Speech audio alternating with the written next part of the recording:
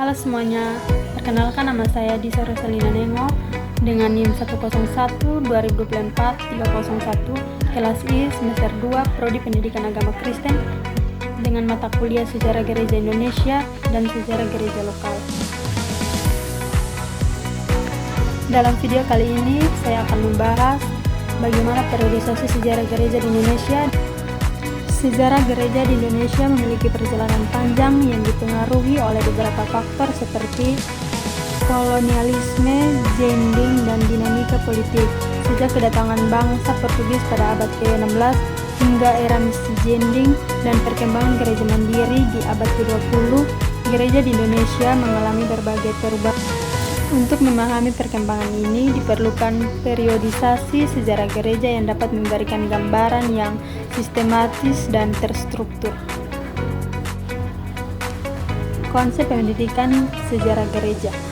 Periodisasi sejarah gereja bertujuan untuk membangun perjalanan perkembangan gereja menjadi beberapa fase berdasarkan faktor utama seperti ekspansi organisasi gereja serta pengaruh politik dan sosial. Menurut beberapa sumber, periodisasi gereja dapat dibagi berdasarkan siapa yang membawa ajaran Kristen atau berdasarkan perkembangan gereja itu sendiri. Periodisasi sejarah gereja di Indonesia. Yang pertama, tahun 1520 hingga tahun 1605, zaman misi Katolik Roma. Agama Kristen pertama kali masuk ke Indonesia melalui para misionaris Katolik Portugis. Pusat penyebaran utama di Maluku dan beberapa wilayah timur Indonesia. Pendirian gereja pertama dan pembaptisan penduduk lokal. Yang kedua, tahun 1605 hingga tahun 1800, zaman jending VOC. VOC mengambil alih kendali dari Portugis dan mulai memperkenalkan gereja Protestan dengan modal gereja Gereformda. Gereja menjadi alat kontrol politik VOC.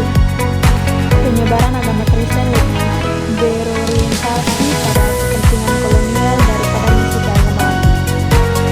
Yang ketiga, tahun 1800 hingga tahun 1940, zaman jending oleh lembaga perkebaran Injil. Setelah VOC bubar, tugas penginjilan diteruskan oleh lembaga-lembaga jending dari Eropa seperti RMG, dan Kristen mulai berkembang di berbagai daerah seperti Minahasa, Batak, dan Nusa Tenggara Timur.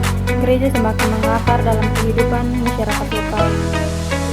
Yang keempat, tahun 1940 hingga 1950-an, masa transisi ke gereja mandiri, munculnya gerakan gereja nasional dan gereja mandiri dari pengaruh kolonial. Gereja mulai membentuk sinode sendiri dan melepaskan diri dari pengaruh jending barat. Peran gereja dalam memperjuangkan kemerdekaan Indonesia semakin terlihat. Yang kelima, tahun 1950-an sekarang, gereja dan peran sosial di Indonesia.